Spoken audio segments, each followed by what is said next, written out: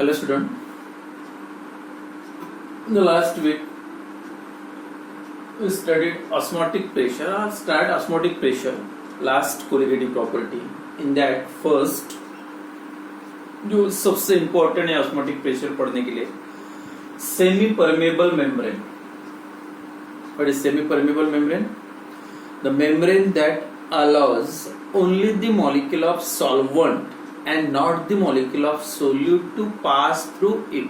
यानी जो मेम्ब्रेन सिर्फ सॉल्वेंट के मॉलिक्यूल्स को अलाउ करती है, सोल्यूट के पार्टिकल्स को नहीं. That membrane is called as semi permeable membrane. Second हुआ था osmosis. What is osmosis? That is spontaneous flow of, मतलब अपने आप फ्लो होना. That is a flow of solvent from solvent to solution. Flow of solvent, only solvent के molecules pass होगी. ये कब होगा osmosis? when two solutions of different concentrations are separated by a semi permeable membrane. दो अलग अलग concentration के solution, एक ज्यादा कॉन्सेंट्रेटेड है एक कम है, या एक डाइल्यूट है दूसरा कॉन्सेंट्रेटेड, या एक सॉल्वेंट है और दूसरा सॉल्यूशन है. If these two solutions are separated by a semi-permeable membrane, then क्या होगा तब? The solvent molecule that passed from solvent to solution, or from dilute solution to concentrated solution, or from a solution of lower concentration to solution of higher concentration through this semi-permeable membrane, that process is called as the osmotic flow of solvent or spontaneous flow of solvent from a solvent to solution through the semi-permeable membrane is called as a osmosis. तो यहाँ तक हुआ था उस दिन. And then जो main अपनी colligative property that is osmotic pressure. अब ऑस्मोटिक प्रेशर क्या है ये पढ़ना है, तो उसके लिए एक एक्सपेरिमेंट है. This osmotic pressure is demonstrated by the experiment. तो एक्सपेरिमेंट से पूरा क्लियर हो जाएगा what is actually osmotic pressure of solution. This consists of experiment used to demonstrate the osmotic pressure consists of one inverted Thissell funnel. एक funnel है inverted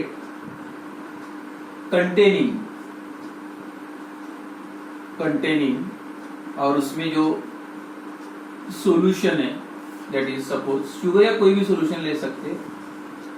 sugar solution, urea solution, sugar solution, glucose जो water में dissolve होता solution है. ये जो solution है ये हाइट है, it is height of liquid column. जो लिक्विड का कॉलम उसकी हाइट ऑफ लिक्विड कॉलम, और उसकी जो वैल्यूज होती है that is h into g, मतलब height of column g, acceleration due to gravity. This Thissell funnel is closed by, और यहाँ पे जो फिट किया है this Thissell funnel is closed by a semi permeable SPM, semi permeable membrane. then this Thissell funnel is placed in a container, और इसको Thissell funnel किसमें रखना है? कंटेनर में. दैट कंटेनिंग, और उसमें क्या है? प्योर वाटर या सॉल्वेंट, प्योर वाटर. एक कंटेनर में वाटर है, उसमें Thissell funnel है जिसमें सॉल्यूशन है किसका? शुगर सॉल्यूशन, और उसका जो लोअर एंड है Thissell funnel का that closed by this semi permeable membrane. अब ऐसा करने के बाद क्या होगा देखो ऑब्जर्वेशन में. जैसे ये रखोगे, क्योंकि दोनों का इनडायरेक्ट कांटेक्ट किसका? सॉल्यूशन का और ये प्योर सॉल्वेंट का, वाटर का और शुगर सॉल्यूशन का, और दैट इनडायरेक्ट कांटेक्ट किसके थ्रू है? It is a semi permeable membrane. और सेमी परमेबल मेम्ब्रेन का फंक्शन आपको पता है, उसमें से सिर्फ सॉल्वेंट मॉलिक्यूल इधर के उधर या उधर के इधर जा सकते, सोल्यूट के पार्टिकल नहीं. That membrane only allows the molecule of solvent to pass through it but not the molecule of solute. तो इसका रिजल्ट क्या मिलेगा? As a result the solvent molecule, जो भी सॉल्वेंट ऑस्मोसिस का डायरेक्शन, जब भी कोई दो लिक्विड अलग अलग कॉन्सेंट्रेशन के सेमी परमेबल मेम्ब्रेन से सेपरेट करोगे तो ऑलवेज एक प्रोसेस शुरू होगी कौन सी? Osmosis. The solvent molecule that flow from lower concentration to higher concentration और फ्रॉम सॉल्वेंट टू सोल्यूशन या लोअर टू हायर कॉन्सेंट्रेशन में सोल्यूशन सॉल्वेंट के मॉलिक्यूल पास हो गए एंड एज ए रिजल्ट जब आप ऐसा रखोगे when this scissor funnel is placed in a container containing pure water then इसका रिजल्ट जो मिलेगा the solvent molecule that pass through the semi permeable membrane into the sugar solution मतलब कहाँ से वाटर के मॉलिक्यूल शुगर सॉल्यूशन में धीरे धीरे पास होना शुरू हो जाएगा और इसका जो रिजल्ट मिलेगा the level of this solution in this capillary in this tube ये ट्यूब की जो लेवल है सॉल्यूशन की लिक्विड की the level of the solution increases rises level बढ़ती जाएगी धीरे धीरे क्योंकि ऑस्मोसिस स्टार्ट हो गया क्योंकि ये सोल्यूट वाटर जब इसमें से पास होगा सेमी परमेबल मेम्ब्रेन से तो level of this liquid column rises height of this liquid column increases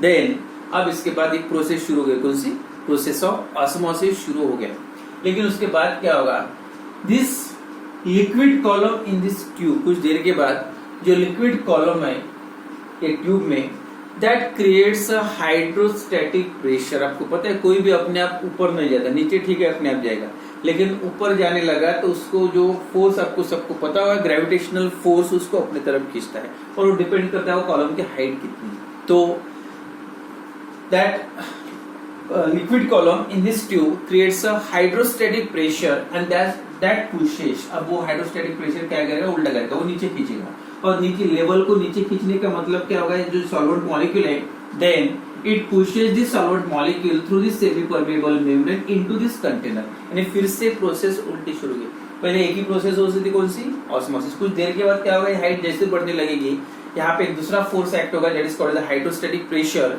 वो उसको नीचे खींचेगा लिक्विड के लेवल को कॉलम को लिक्विड कॉलम को that therefore the solvent molecule that pass from this solution into the pure solvent into the container through the semi permeable membrane मतलब अब यहाँ पे बोल सकते एक जो फोर्स है कौन सा ऑस्मोसिस उसको ऊपर लेके जा रहा और दूसरा फोर्स उसको अपोज कर रहा कौन सा जिसको बोलते हैं hydrostatic pressure then after some time कुछ देर के बाद क्या होगा तो ये दोनों फोर्सेस जब इक्वल हो जाएंगे यानी ऑस्मोसिस वाला एक फोर्स एक और हाइड्रोस्टैटिक प्रेशर दूसरा वो कॉलम का हाइड्रोस्टैटिक प्रेशर देन तो दोनों फोर्सेस इक्वल हो जाएंगे देन कुछ देर के बाद level of this liquid column become steady constant यहाँ पे क्या हो गया लेवल कांस्टेंट हो गई आप बोल सकते जो हाइड्रोस्टैटिक प्रेशर था उसने क्या किया है ऑस्मोसिस को स्टॉप कर दिया ऑस्मोसिस जो ऊपर जा रहा था लिक्विड फ्लो हो रहा था लेकिन हाइड्रोस्टैटिक प्रेशर ने क्या किया जो लिक्विड के सॉल्वेंट के मॉलिक्यूल्स थे फिर से बाहर भेजना शुरू कर दिया अब लेकिन दोनों फोर्स ये ऊपर जा रहा दूसरा नीचे खींच रहा लेकिन एक स्टेज ऐसे आ जाएगी देयर एस्टैब्लिश्ड इक्विलिब्रियम यहाँ पे एक इक्विलिब्रियम फॉर्म होगा where the forward process and reverse process become equal मतलब ये मेम्ब्रेन से कंटेनर से सॉल्वेंट मॉलिक्यूल अंदर जाना या अंदर से फिर से सॉल्वेंट मॉलिक्यूल बाहर आना तो ये जो प्रेशर यानी ये जो ऑस्मोसिस स्टॉप हुआ that is only because of this hydrostatic pressure वो हाइड्रोस्टैटिक प्रेशर उसको ऊपर नहीं जाने अब इसके लिए ये हाइड्रोस्टैटिक ये कॉलम में जो भी हाइड्रोस्टैटिक प्रेशर क्रिएट हुआ होगा जिसके वजह से ऑस्मोसिस स्टॉप हो गई ऑस्मोसिस बंद हो गई that pressure is called as a osmotic pressure of solution यहाँ पे बस डेफिनेशन इंपॉर्टेंट है एक मार्क की डेफिनेशन इंपॉर्टेंट है what is the osmotic pressure simple meaning है ऑस्मोटिक प्रेशर का मतलब क्या है it is a hydrostatic pressure है दैट स्टॉप द ऑस्मोसिस जो हाइड्रोस्टैटिक प्रेशर ऑस्मोसिस को स्टॉप करता है उसी को आपको बोलना है ऑस्मोटिक प्रेशर ऑफ सॉल्यूशन तो pressure hydrostatic pressure that stop the osmosis या external the pressure that stop the osmosis या hydrostatic pressure that stop the osmosis is called as a osmotic pressure of solution जो osmosis को stop करने वाला pressure simple meaning है फिर से एक बार definition the hydrostatic pressure that stop the osmosis is called as a hydrostatic pressure then उसके hydrostatic pressure की जो एक्चुअल वैल्यू कितनी होती है किस पे डिपेंड करता है कौन सा फोर्स कैसे वो फोर्स क्रिएट होता है वो कॉलम के अंदर मतलब लिक्विड के कॉलम कैसे क्रिएट करता है तो एक है that depends on height of this column, ये लिक्विड जो कॉलम है ट्यूब में उसके हाइट कितनी, दैट इज h। सेकंड आता है उसको नीचे खींचना, मतलब gravitational force, that is called acceleration due to gravity and that is g। And third important है दैट इज सॉल्यूशन की डेंसिटी। सॉल्यूशन की डेंसिटी से क्या क्लियर होता है, वो सॉल्यूशन का वेट कितना है। ज्यादा वेट नहीं होगा तो इजीली ऊपर जाएगा, अगर वेट ज्यादा होगा तो और ज्यादा उसको नीचे खींचेगा। That means it also depends on the density of solution and density is represented by the rho. तो hydrostatic pressure, hydrostatic pressure is equal to क्या आएगा, h rho into g, and that also called as the osmotic pressure of solution।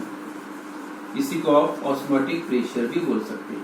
तो ये h क्या है, h is the height of this liquid column की height कितनी है, रो जो है दैट इज द सॉल्यूशन की डेंसिटी कितने है। सोल्यूट पार्टिकल ज्यादा रहेंगे तो सॉल्यूशन की डेंसिटी भी ज्यादा होगी, सोल्यूट के पार्टिकल कम रहेंगे तो सोल्यूट के पार्टिकल कम है मतलब उसकी डेंसिटी भी कम रहेगी। और g का मतलब है acceleration due to gravity and this hydrostatic pressure is also equal to osmotic pressure of solution. तो इसमें ये जो भी टॉपिक है अभी तक जो लास्ट कोलिगेटिव प्रॉपर्टी का है, इसमें जो 3 डेफिनेशन इंपॉर्टेंट है याद रखो। जो फर्स्ट वाली डेफिनेशन बताई थी मैंने, that is first what is semi permeable membrane या डिफाइन सेमी परमेबल मेम्ब्रेन। तो क्या है semi permeable membrane, the membrane that allows only the molecule of solvent and not the molecule of solute to pass through it। जो membrane सिर्फ solvent को allow करती है, solute के पार्टिकल को नहीं करती है, वही मेम्ब्रेन को बोलना है सेमी परमेबल मेम्ब्रेन। उसके बाद सेकंड डेफिनेशन हो गई थी व्हाट इज ऑस्मोसिस। ऑस्मोसिस का क्या है simple meaning, it is a spontaneous flow of solvent and that osmosis is always unidirectional, always from lower concentration to higher। the spontaneous flow of solvent, spontaneous इसलिए that takes place by, कुछ भी करने की जरूरत नहीं, रख दो solution को अपने आप आपको लेवल बढ़ती हुई दिखेगी, और लेवल बढ़ने का मतलब ऑस्मोसिस शुरू हो गया। spontaneous flow of solvent molecule from solvent to solution through this semi permeable membrane is called as the osmosis। तो solvent to solution बोलो, dilute solution to concentrated solution बोलो, या from lower concentration to higher concentration भी बोल सकते हैं। ये होगी ऑस्मोसिस की डेफिनेशन। और तीसरा है जो तीसरी डेफिनेशन है व्हाट इज ऑस्मोटिक प्रेशर। और ऑस्मोटिक प्रेशर का मतलब है हाइड्रोस्टैटिक प्रेशर की जो वैल्यू होती है that equal to osmotic pressure.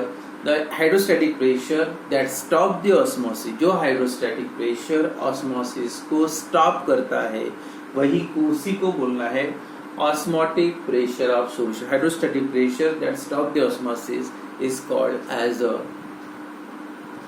osmotic pressure of solution।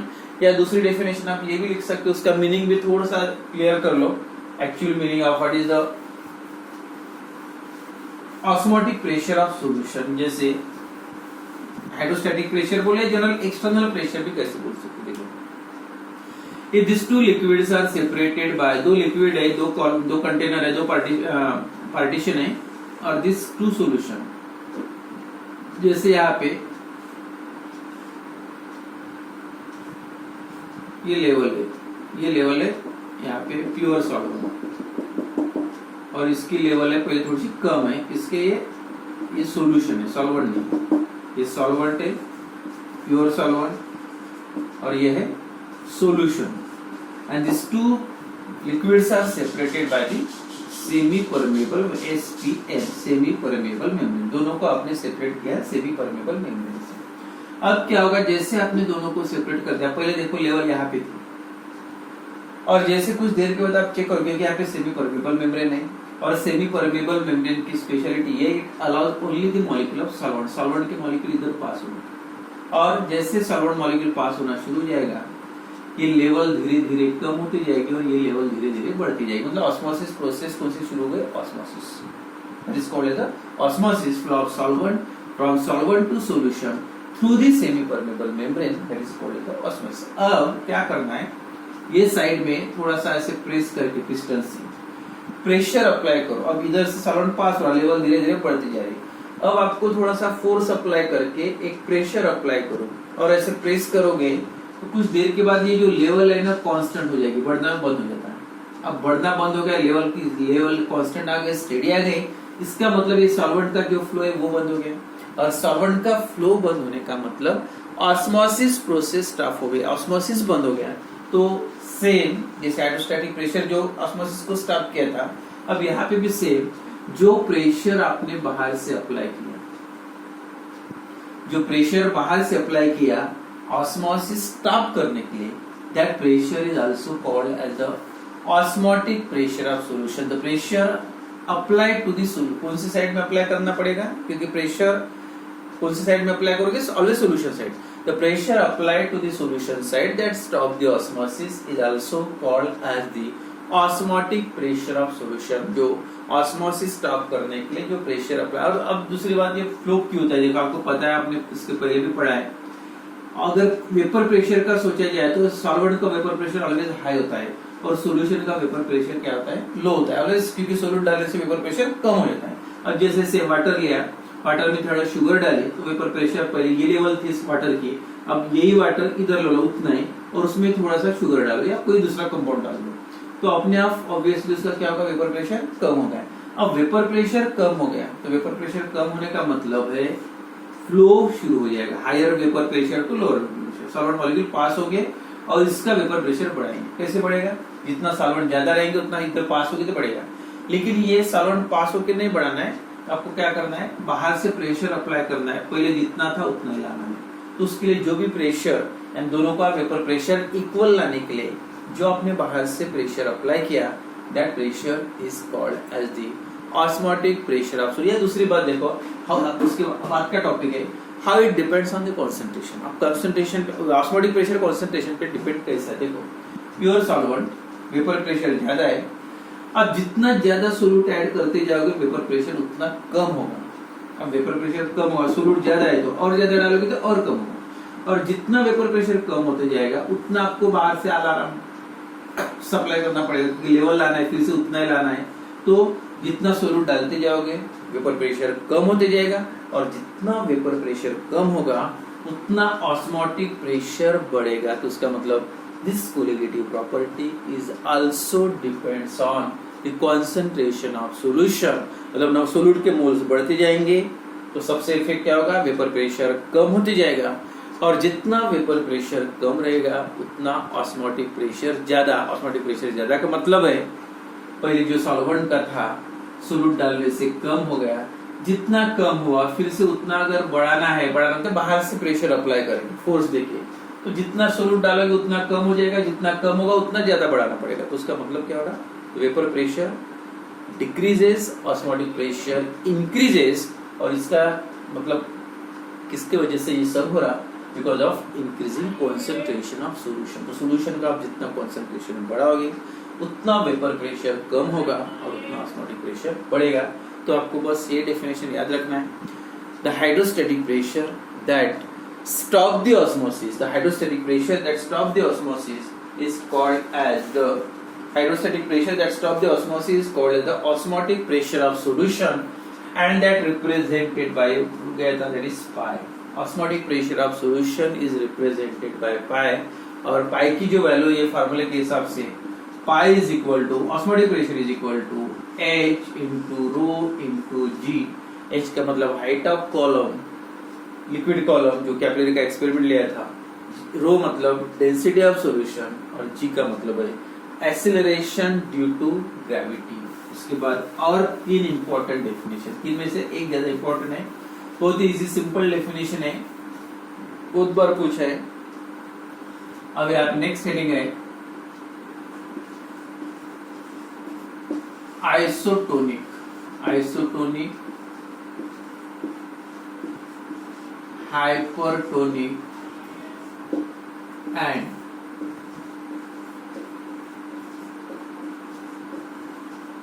hypotonic solution। देखो नाम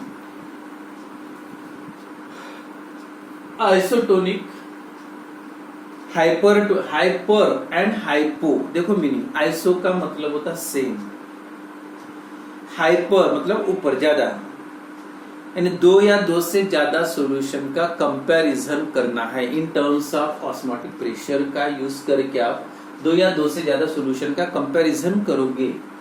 तो कंपैरिजन करना है अलग अलग सॉल्यूशन का, 3 सॉल्यूशन है तो 3 सॉल्यूशन को कंपेयर करना है। किसको आइसोटोनिक बोलेंगे, किसको हाइपरटोनिक बोलेंगे और किसको हाइपो। हाइपो का मतलब होता है लो, हाइपर ज्यादा और आइसो का मतलब है सेम। तो दो या दो से ज्यादा सॉल्यूशन जब होते हैं, अगर कंपैरिजन करना है, एक फॉर एग्जांपल एक ग्लूकोज सॉल्यूशन है और दूसरा है यूरिया सॉल्यूशन या शुगर सॉल्यूशन, यूरिया सॉल्यूशन।